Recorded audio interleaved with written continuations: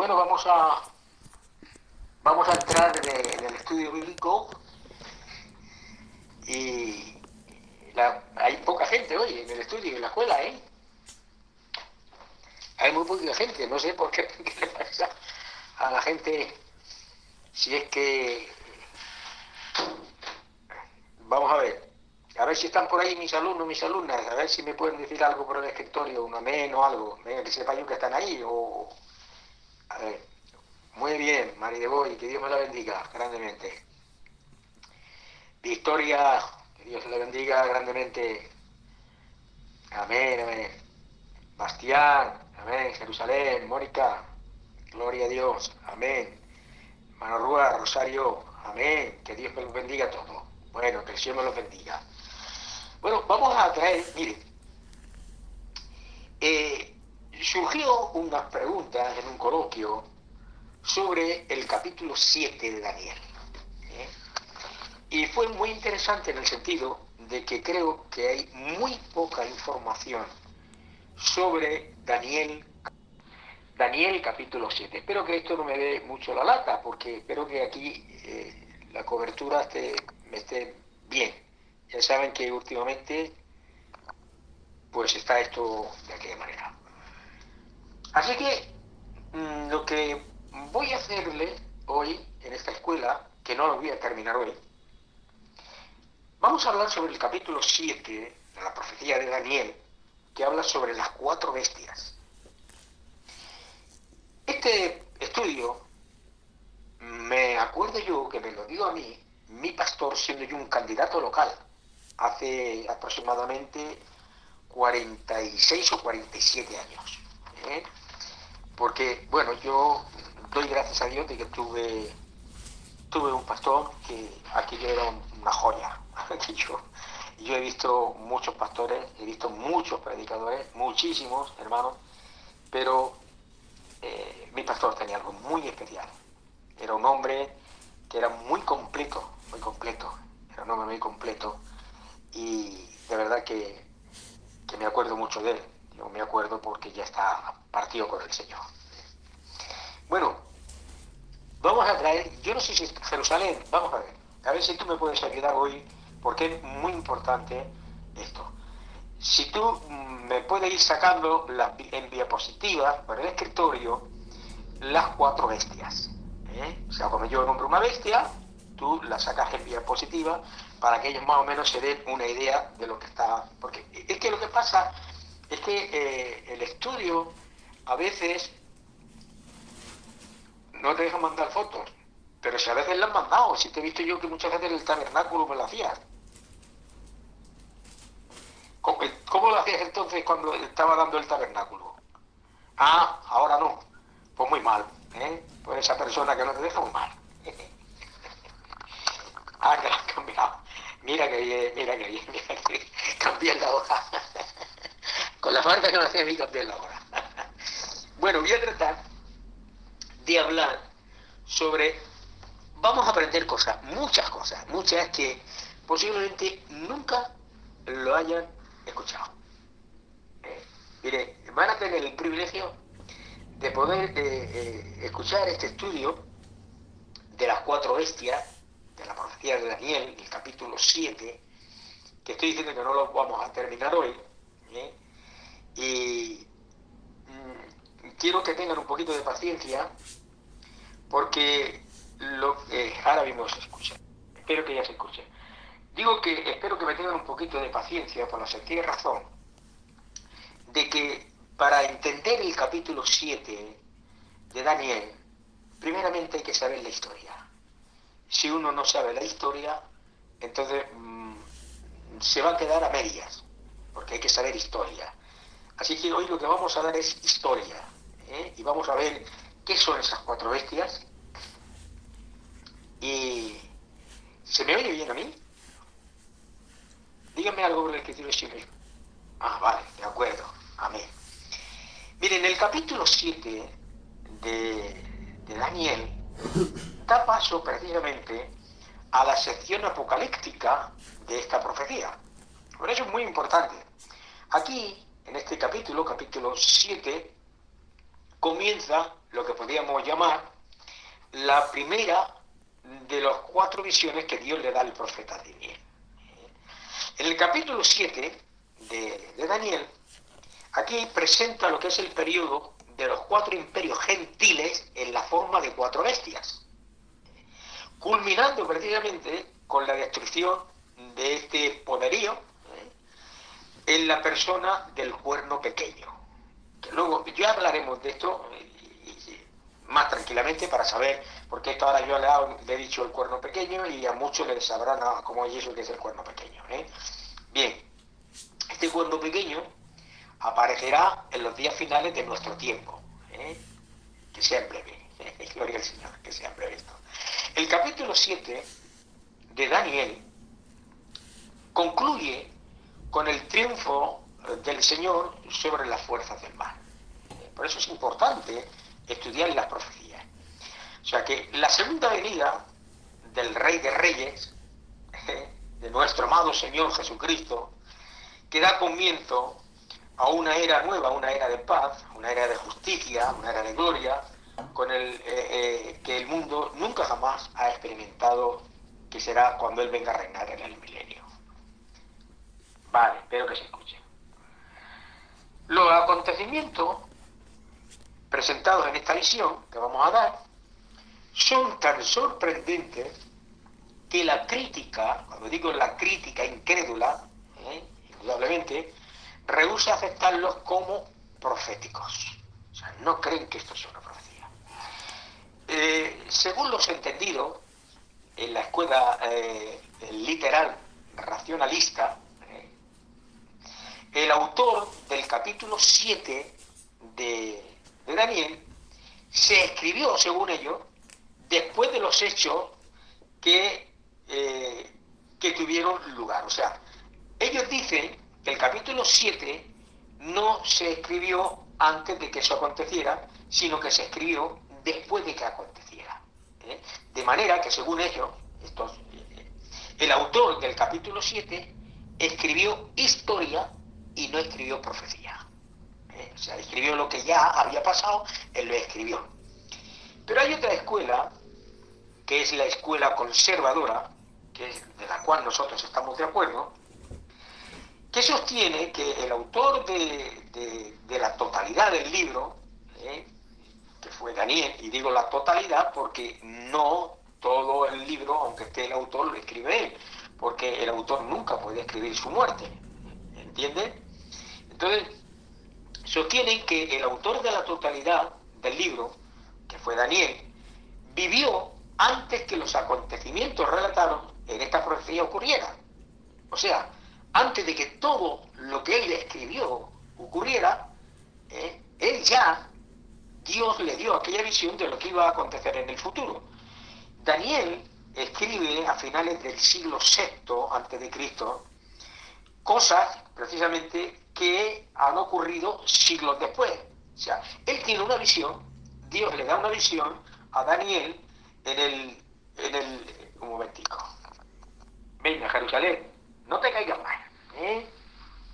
Escribió a finales del siglo VI antes de Cristo. ¿De acuerdo?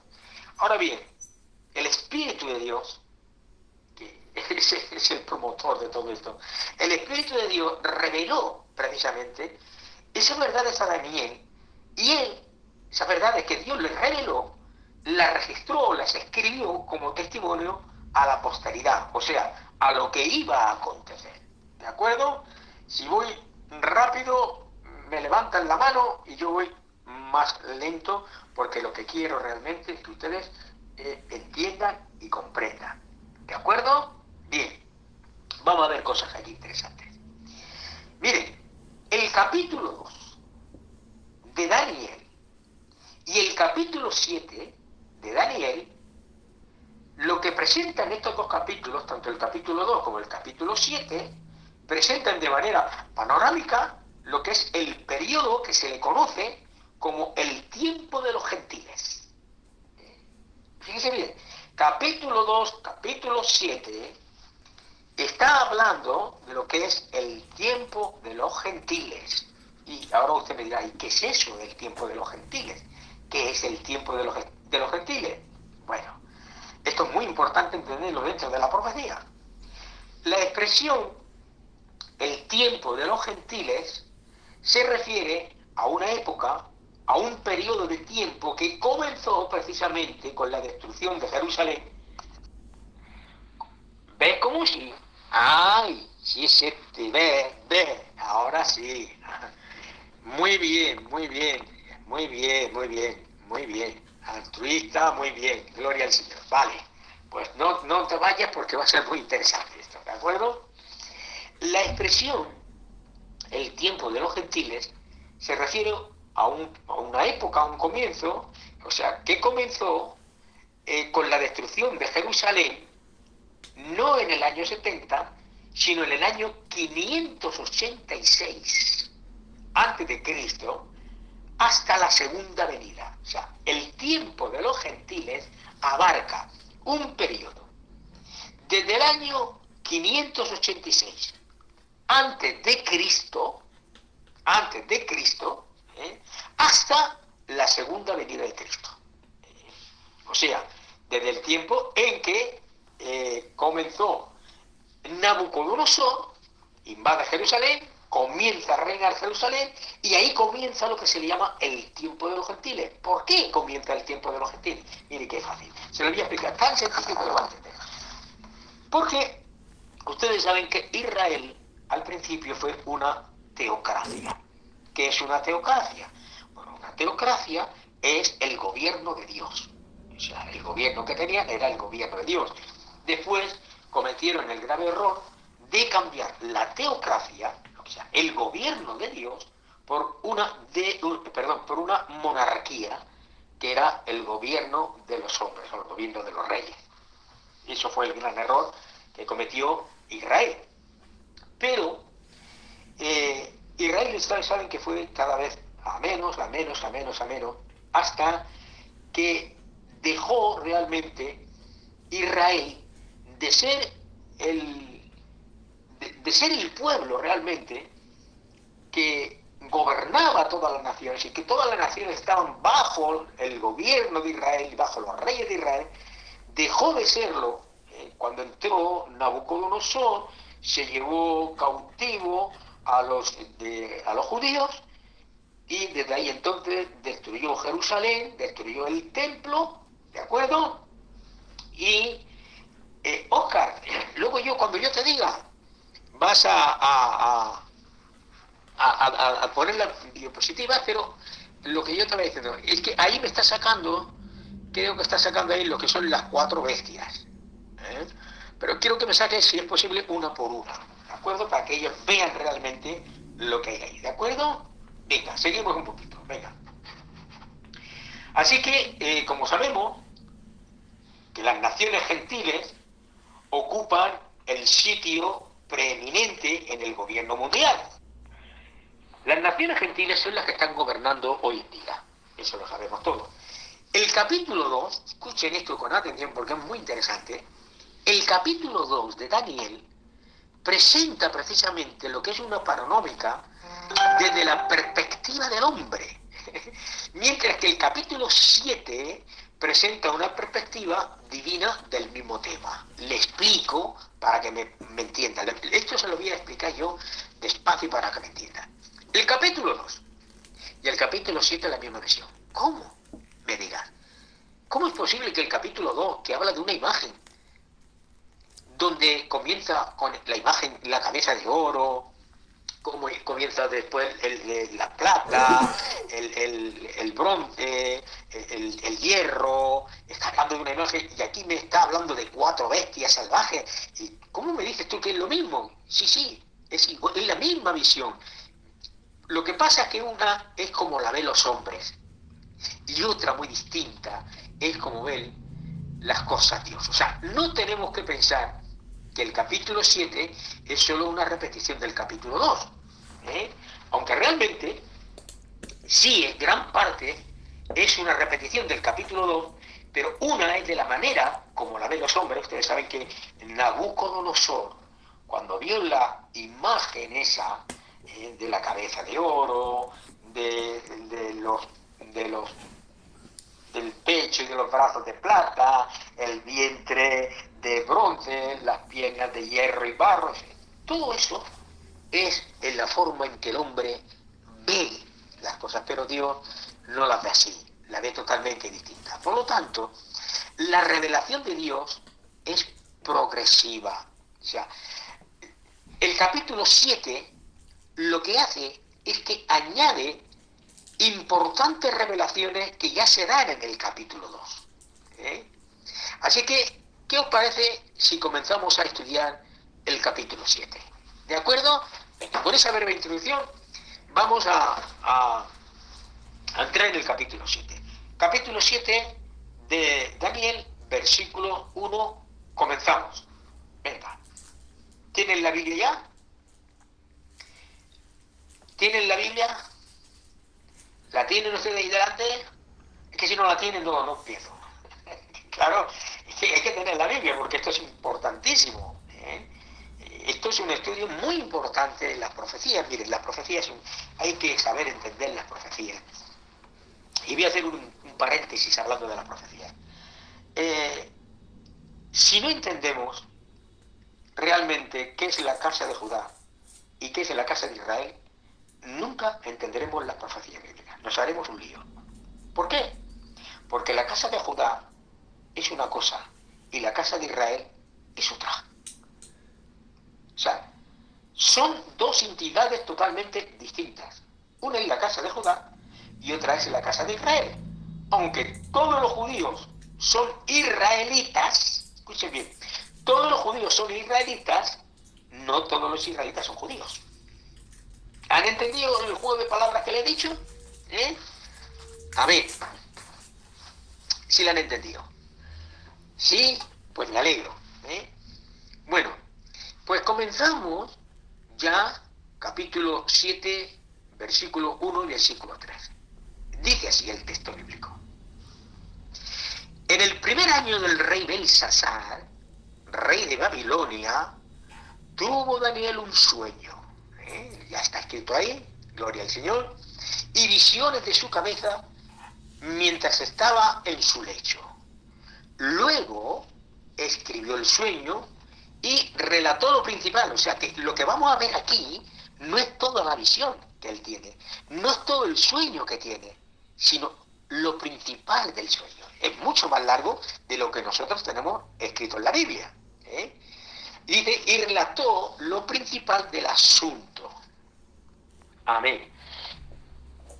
Daniel dijo, miraba yo en la visión de la noche, y aquí que de los 4 vientos del cielo combatían en el gran mar, y 4 bestias grandes diferentes, la una de la otra, subían del mar.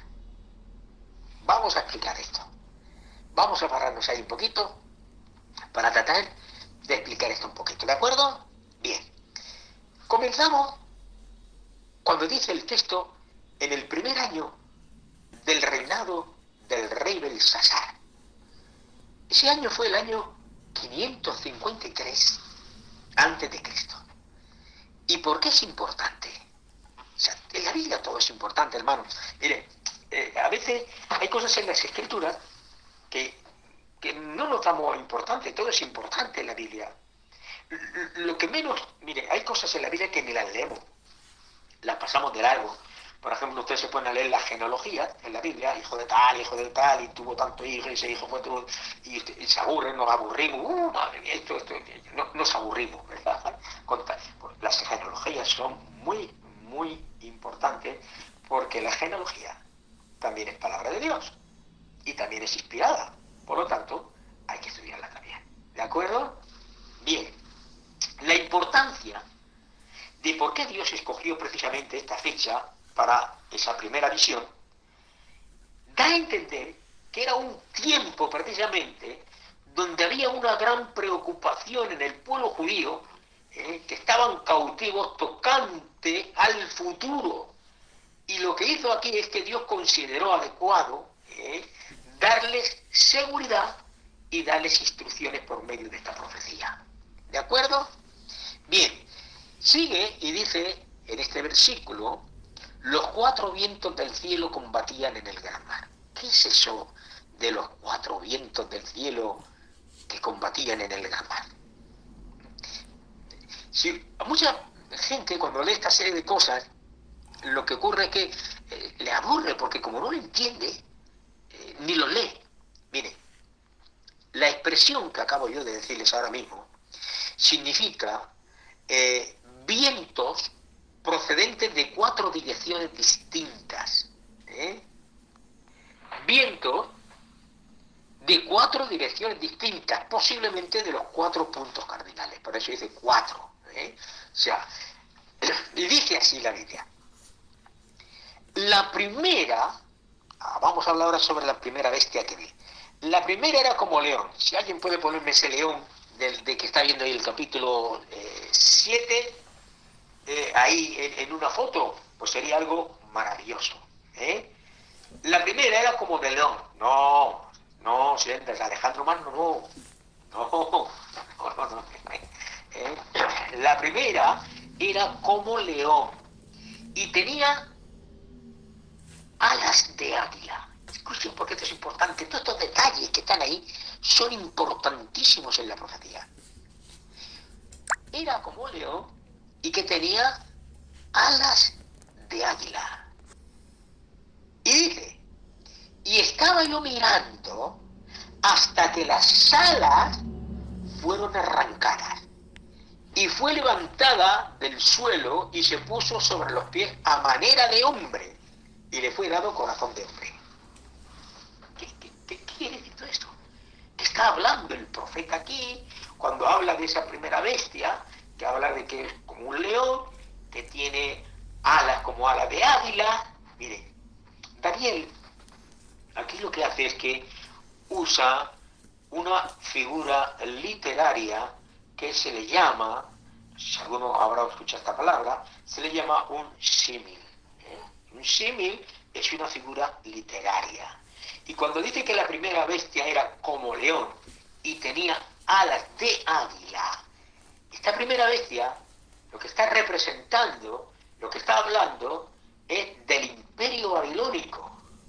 Y más concretamente se está refiriendo al rey Nabucodonosor. ¿De acuerdo? Vamos bien, ¿no? ¿Vamos bien? ¿Vamos bien? Sí, vale, despacio.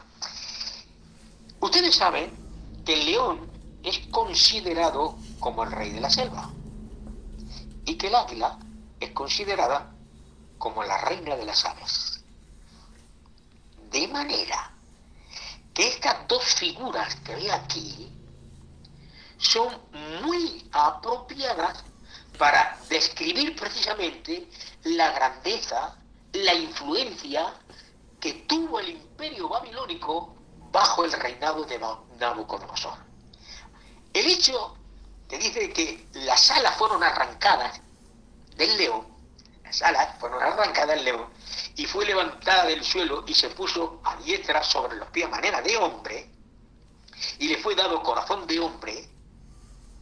¿Qué creen ustedes que está hablando aquí el profeta?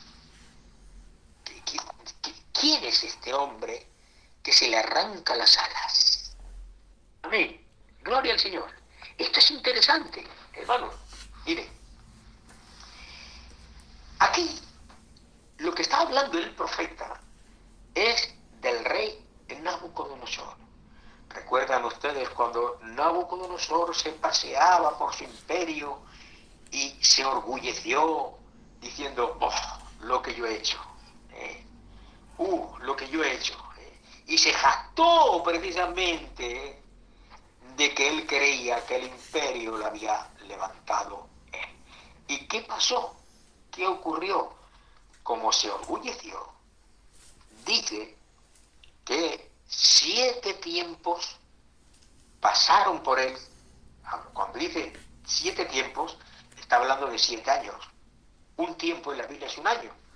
Por eso la Biblia dice tiempo, tiempos y la mitad de un tiempo. ¿Recuerdan esa frase en el libro de Apocalipsis? Tiempo, tiempos y la mitad de un tiempo.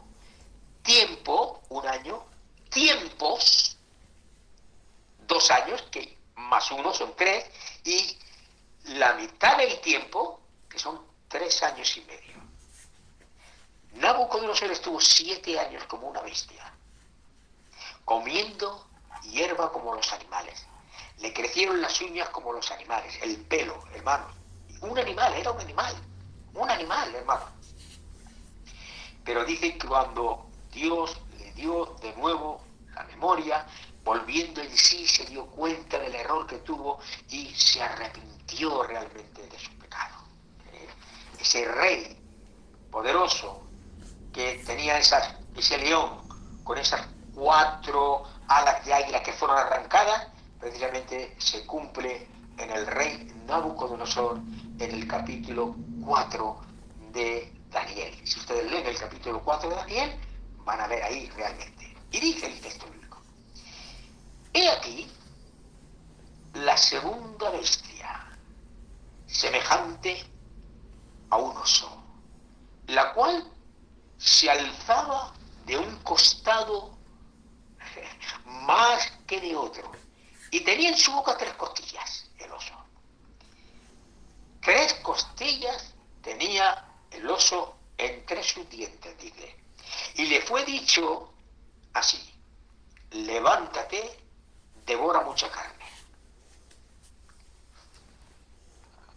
Amén. Espero que el hermano escuche, Antonio. Levántate y devora mucha carne. ¿Quién es esta segunda bestia? ¿De qué está hablando esta segunda bestia? Bueno, esta segunda bestia, de esta visión que tiene aquí, dice que era semejante a ver si estáis atentos. ¿A qué era semejante la segunda bestia? Venga, escribirlo ahí, que esto es una escuela, que esto no es una predicación. ¿A qué era semejante? ¿Cómo caerán? ¿Cómo lo pasó? Pero bueno, hay alumnos, Dios mío, hay alumnos. Os voy a dejar sin recreo, os voy a dejar sin bocadillo, y encima os voy a castigar media hora, sí, después de la escuela media hora ahí. Un oso. Daniel, escuchad bien, Daniel enfatiza, dice bien, fijaos bien porque lo que dice, y vi que era otra segunda bestia. O sea, que lo que quiere decir Daniel con otra segunda bestia, lo que da a entender que era una totalmente que ha adelantado hoy en Jerusalén. ¿Por qué pones eso? A ver, ¿por qué pones Persia? A ver. ¿Por qué pones Persia? No será adelantado. Es que soy muy adelantado, ¿eh? Soy muy adelantado. Escuchar. Que yo sé que soy listo, yo sé que sabéis, pero no adelantaron. Si lo adelantáis ya, si os adelantáis vosotros, yo no sigo. Porque, mira, cuando está hablando de otra bestia aquí, Daniel, está dando a entender que era otra totalmente diferente a la primera bestia. La crítica de la escuela literal, dice que este oso simboliza el imperio medo, los medos. ¿A mí? ¿Está usted de acuerdo? Los medos, el imperio medo. ¿Está usted de acuerdo con eso, sí o no? A ver, venga, ¿ahora qué? ¿Ahora ya no se escribe o qué? ¿Escriben ahora o no escriben? Ah, menos mal que van escribiendo. A ver, ¿qué? ¿Solo uno? ¿Solo uno nada más? Perdia, no sé lo que es Perdia. Ya me da a entender menos mal. Persia.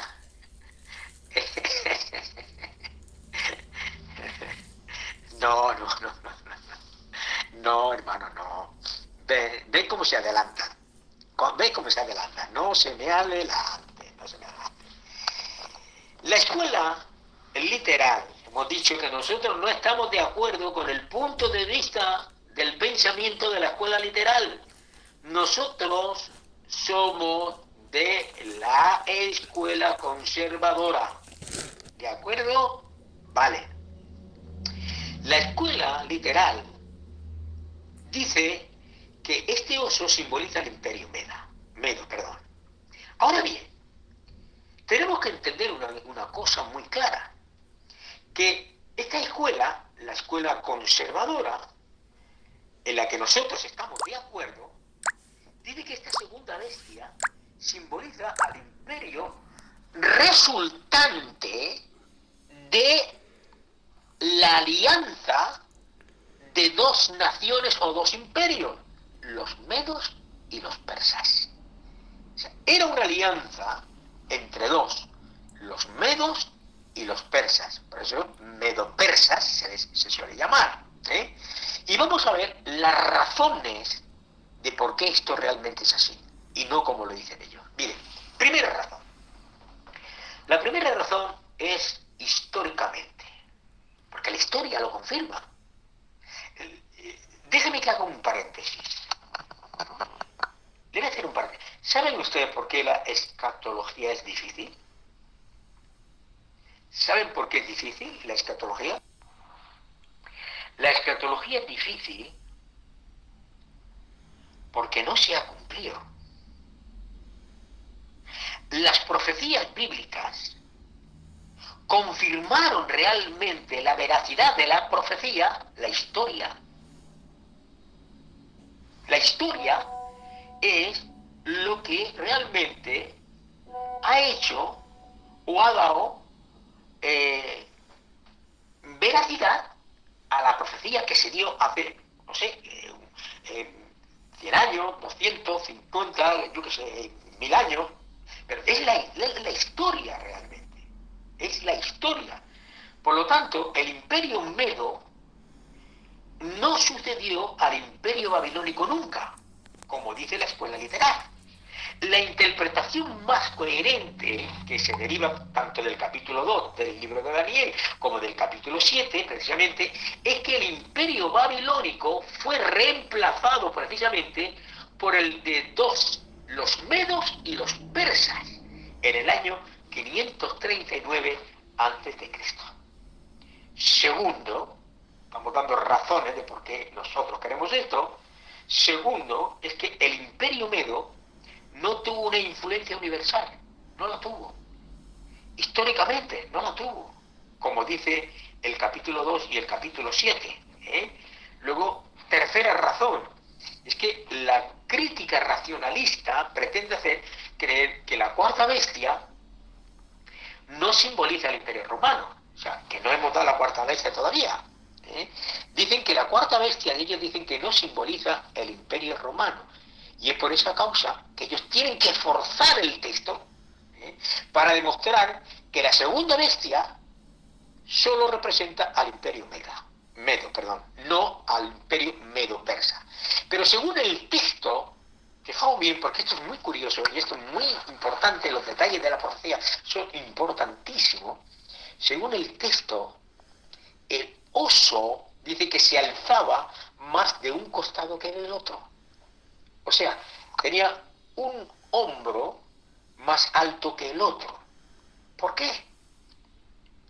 Porque esta expresión, sin duda alguna, hermano, simboliza el hecho de que la rama persa del imperio llegó a ser más preeminente que la meda.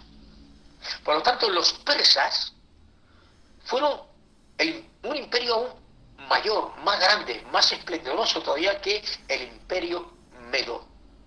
Es por esa razón que el oso realmente tenía un costado más alto que el otro.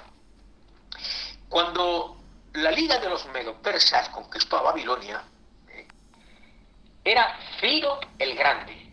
Y Ciro el Grande sabemos que realmente era un rey persa. ¿De acuerdo? Pero hay algo curioso. Y lo curioso que vemos aquí, hermanos, es que dice que habían 3 costillas que aparecen en la boca del oso.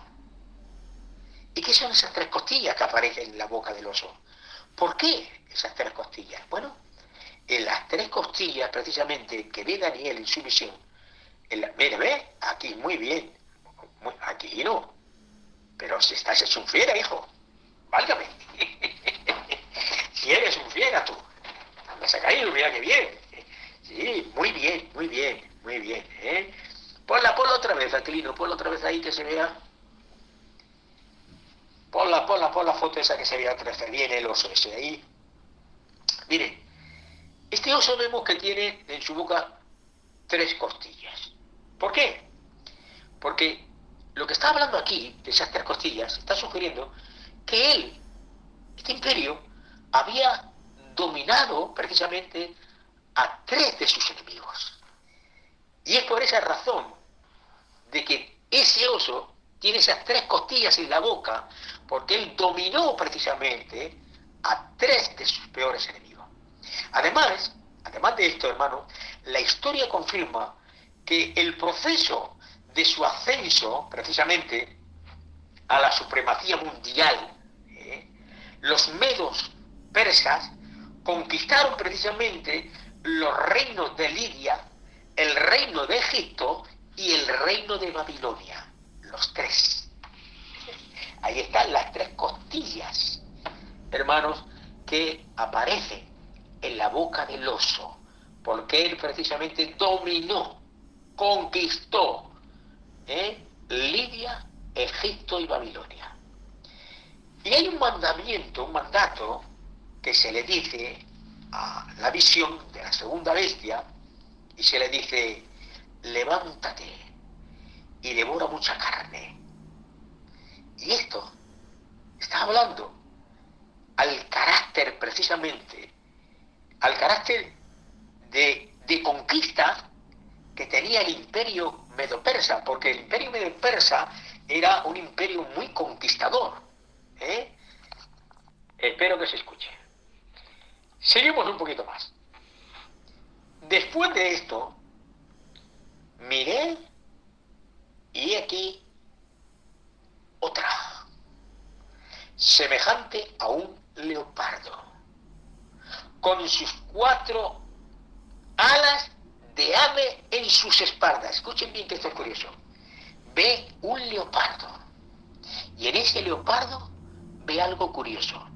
Lo que ve son 4 alas de ave en sus espaldas. Y dice el texto: y tenía también esta bestia 4 cabezas, y le fue dado dominio. A mí, ¿quién es esta bestia? ¿Quién es esta tercera bestia que dice que era como un leopardo, que tenía alas en sus espaldas, y que esta bestia tenía 4 cabezas? No adelantaron. Mira que os gusta escribir, ¿eh? Mira que os gusta escribir. Pero a ver, ¿por qué escribir si no lo sabéis? Si no lo sabéis, ¿para qué escribir? A ver, esta tercera bestia que aparece aquí en la visión, que era semejante a un leopardo, vamos a ver las características primeramente de este leopardo. Un leopardo se caracteriza ¿por qué? Por la gran velocidad que tiene. Es un animal muy veloz, es un animal muy ágil, tiene mucha agilidad en los movimientos este animal. Si a esto se le añade el hecho que tenía 4 alas, dice, de ave en su espalda, es muy fácil comprender que se trata, y está hablando aquí de un énfasis, de que este imperio que se levanta va a ser un imperio con una velocidad, con una rapidez sorprendente. Y este imperio, tengan cuidado con los botones. Vamos a ver. El imperio que sucedió o que derrotó a los medo-persas fue el imperio greco-macedonio. El imperio greco-macedonio. ¿En qué año? En el año 334 antes de Jesucristo. ¿Quién fue? Alejandro Magno. Alejandro el Grande. ¿eh? Alejandro Magno emprendió una sorprendente conquista. Fijaos bien, que en el periodo de tan solo 10 años llegó a ser el soberano de un imperio grandísimo. Murió muy joven, murió joven. En el año 323 antes de Cristo, de manera inesperada, de repente, este gran conquistador murió en la ciudad de Babilonia. El hombre es finito. El hombre es finito. Por lo tanto, como el hombre es finito, pues todo tiene su fin. Y podía ser muy conquistador, pero tuvo su fin. Pero, esta bestia, que era semejante a un leopardo, dice que tenía también 4 cabezas. ¿Por qué 4 cabezas el leopardo? Bueno, porque las cabezas que aparecen aquí están hablando precisamente de las 4 divisiones que surgieron del imperio greco-macedonio. Cuando Alejandro Magno murió, el imperio de él se dividió en 4 partes. O sea que aquel aquel vasto imperio fue repartido entre sus 4 famosos generales de Alejandro Magno y se repartió de la siguiente manera. Mira, primero, Grecia y Macedonia pasaron al general Casandro. Segundo, Egipto y Palestina pasaron a Ptolomeo. Tercero, fue Tracia y gran parte de Asia Menor pasaron a Lisímaco. Y cuarto, Siria y gran parte del Medio Oriente pasaron en manos de gobernarlo Seuluco. ¿De acuerdo? O sea, la expresión que vemos aquí en la profecía que aparece y le fue dado dominio, está hablando que esta tercera bestia es otorgado, precisamente, le fue dado dominio. O sea, ¿quién le dio el dominio? O sea, no lo cogió Magno, le fue otorgado. ¿Y quién le otorgó ese dominio? Indudablemente fue por la providencia divina. Dios quita reyes, Dios pone reyes, Dios los quita, Dios los pone, Dios levanta hombres, Dios levanta reyes, aún incluso gentiles, para llevar su plan adelante. Amén. Miren, aquí he puesto otra foto de la otra bestia, que ahora hablaremos de ella. Qué fea, ¿eh? Ahora hablaremos de esa bestia. Ahora hablaremos. Aunque a la vista humana parezca que los hombres gobiernan este mundo, parece que gobiernan este mundo, eso es, parece. Lo cierto es que no es así. Dios tiene el control absolutamente, hermanos, de todas las cosas. Dios es soberanamente el que dirige todo y todo lo que ocurre. Dios soberano. Gloria al Señor. Y dice el texto: después de esto, miraba yo en las visiones de la noche, y aquí la cuarta bestia, espantosa y terrible, y en gran manera fuerte, la cual tenía unos dientes grandes de hierro, devoraba y desmenuzaba, y las obras hollaba, dice, con sus pies, y era muy diferente de todas las bestias que vi antes de ella, y tenía 10 cuernos. Vamos a hablar un poquito sobre esta cuarta bestia. La interpretación de la cuarta bestia es, yo diría, que crucial, importantísimo para comprender el capítulo 7. Sí, porque si no se interpreta bien esta cuarta bestia, vamos a distorsionar la profecía del capítulo 7 de Daniel.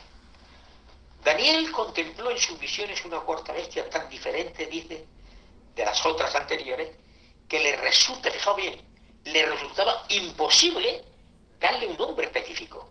Saben que a la primera le da un nombre. Gloria al Señor. Amén. Un león. A la segunda le da nombre, oso. A la tercera le da nombre, leopardo. Pero esa bestia es tan terrible, tan diferente a las otras, que a Daniel le resulta imposible darle un nombre específico a esta bestia. Según Daniel, esta cuarta bestia dice que era espantosa y terrible. Ambas cosas a la vez. O sea que el aspecto, espero que escuches, el aspecto era tan aterrorizador, hermanos, que cuando se contemplaba esa bestia, daba espanto, daba terror de verla. Dice que era, a pesar de eso, dice que era grande, o sea, grande de manera fuerte, o sea, que tenía mucho poder, que tenía mucha fuerza. Y esto es en contraste precisamente entre la tercera bestia. ¿Saben por qué se caracterizaba la tercera bestia? La tercera bestia se caracterizaba por la agilidad que tenía. Pero la cuarta es notoria por la fortaleza. Si Alejandro Magno, el imperio griego, se caracterizaba precisamente por la agilidad, por la sorprendente rapidez con que él conquistó casi el mundo prácticamente, casi llegó. Si en cambio la cuarta, su realte, lo que llama la atención es la gran fortaleza que tiene esta cuarta bestia. La fortaleza de esta bestia, lo están viendo ahí, ¿lo ven? Esa bestia que hay ahí. Bien. La fortaleza de esta bestia se pone de manifiesto al describir cuando dice sus grandes dientes de hierro. Y dice que también devoraba y desmenuzaba y las sobras hollaba con sus pies. O sea, todas estas expresiones, hermano, sugieren precisamente fortaleza, sugieren también insensibilidad hacia las víctimas. O sea que no hay sensibilidad en esta bestia. No hay ninguna sensibilidad hacia aquellos que realmente ella se apodera, masacrando, matando, sin tener ninguna sensibilidad en ello. Daniel observa que esta bestia es muy diferente a las otras bestias que vio antes, no solo por la apariencia, que ya en sí lo es, hermano, sino también en la forma de comportarse esta bestia, en la forma de comportarse. O sea, una de las cosas sorprendentes de esta bestia es que en su cabeza tenía 10, amén, en su cabeza tenía 10 cuernos. Estos cuernos, que veremos más adelante, hoy no, porque no da tiempo, veremos más adelante que son identificados como 10 reyes, que esto no lo vamos a tratar ahora, pero la mayoría de los intérpretes de las profecías identifican a esta cuarta bestia, y nosotros también, como el Imperio Romano. O sea que el acceso del Imperio Romano a la supremacía del poder fue algo sorprendente, hermanos, sorprendente. Miren, en el año 200, le voy a dar un poquito de historia. En el año 241 a.C., los romanos derrotaron a los cartagineses y ocuparon la isla de Cilicia, a raíz precisamente de lo que se le llaman las guerras púnicas. Y en el año 218 a.C., las legiones romanas hicieron entrada en España. Hicieron entrada en España ese año. Y en el año 202 a.C., Aníbal fue derrotado en la batalla de Zama y los romanos conquistaron Cartago. ¿Ustedes saben qué era Cartago? Porque, bueno. ¿Saben quién era Cartago, no? A ver si alguien sabe quién era Cartago. ¿Qué era Cartago? No lo sabe. Bueno. Cartago era parte precisamente de... No, no, Cartagena no. No, no. Cartago era una provincia del norte de África. Estaba aproximadamente por la ciudad de Túnez. Ahí estaba Cartago. Ahí estaba Cartago. Y sigue. Pero aún faltaba controlar el Mediterráneo oriental. Hubo un dicho, no me acuerdo quién dijo este dicho. No lo recuerdo. Si alguien sabe quién dijo lo que yo voy a decir, pues lo puede escribir el nombre. Yo es que no me acuerdo quién lo dijo. Pero alguien dijo realmente que si un imperio no conquista o no tiene poder o autoridad sobre los mares, no es imperio. Y aquí faltaba algo todavía por controlar, y era el Mediterráneo oriental. A esta tarea precisamente se dieron los romanos cuando en el año 146 a.C. destruyeron la ciudad de Corinto y la ciudad de Cartago. Y en el año 63 a.C., Pompeyo ocupó lo que es Palestina. Y en el 30 a.C., Marco Antonio incorporó Egipto al territorio de Roma. Por lo tanto, tenemos que entender que antes, fijaos bien, antes del nacimiento de Cristo Jesús, antes de que Cristo Jesús naciera, los romanos tenían prácticamente el control de todo el mundo conocido. Es increíble. Sí, el gran imperio romano, hermanos, del pasado, experimentó nada menos y nada más que 2 siglos de gloria y esplendor. 200 años. 200 años de gloria y esplendor. Y en el año 476 después de Cristo, ahora ya estamos en fechas después de Cristo, los bárbaros pusieron fin al imperio en Occidente. Y en el año 1453 los bárbaros ocuparon la ciudad de Constantinopla, la famosa ciudad de Constantinopla. Y el imperio romano dejó de existir de una vez por todas. De una vez por todas. Déjame que les diga algo importante y termino porque ya me pasó un poquito, pero un detalle muy importante. Ustedes saben que el mundo, el cristianismo, estaba dividido en 2 grandes partes. Una era la parte del oriente y otra era la parte del occidente. ¿Vale? Constantinopla fue precisamente uno de esos imperios del cristianismo, donde más cristianismo ha habido. Yo no sé si sabrán que el imperio más grande del cristianismo, jamás conocido, ha sido precisamente lo que hoy llamamos todo el territorio de Turquía. Lo que llamamos Turquía, que era el imperio bizantino, ahí estaba Constantinopla, pues ahí precisamente era el imperio más grande del cristianismo. Ahí estaba la ciudad de Esmirna, que todavía permanece esa ciudad ahí, en Turquía, precisamente en esa ciudad, esa la isla de Turquía, la isla de Esmirna todavía está ahí, aún permanece hasta la fecha. Pero decirles, Éfeso también, decirles una cosa muy curiosa.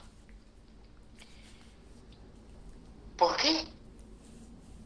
¿Por qué hoy no queda rastro de cristianismo en Turquía? ¿Por qué hoy todo lo que hay es precisamente musulmán? O sea, llegaron allí precisamente los bárbaros, los turcos, y lo que hicieron es que conquistaron todo aquello, y hoy en día lo que era el imperio más grande del cristianismo quedó reducido absolutamente en la nada. ¿Se han preguntado por qué? ¿Cuál fue una de las causas? Les voy a decir algo sorprendente. Durante muchísimo tiempo, muchísimos años, la Iglesia se entretuvo discutiendo en los concilios me refiero, discutiendo entre los teólogos, los doctores, los maestros, etc. Se estuvieron discutiendo de pie en una cabeza de alfiler. ¿Qué les parece? Discutían eso. ¿Cuántos ángeles cogerían de pie en una cabeza de alfiler? Y mientras se entretenían en estas tonterías, vino el Imperio musulmán y conquistó todo aquello. Por lo tanto, podemos decir, el que tenga oídos para oír, oiga. Amén. Lo dejamos aquí, y ya son -20, me he pasado un poquito para seguir, porque es muy interesante. Esto es una pequeña introducción, lo que acabamos de dar, una pequeña introducción histórica de la historia, que ya entraremos más profundamente, hermanos, en los hechos proféticos aquí, que va a ser una maravilla. Cuando vayamos entrando, lo que es en el capítulo 7, hablaremos el capítulo 8 también, hablaremos de ahí, es importantísimo, y es una maravilla todo esto. Bueno, pues hasta aquí, hermanos, ya lo dejamos, que ya me he pasado 10 minutos, lo siento de verdad por haberme pasado, pero tenía que terminar esta parte para no dejarla. Pues bueno, vamos a dejar a nuestro que hoy está conmigo,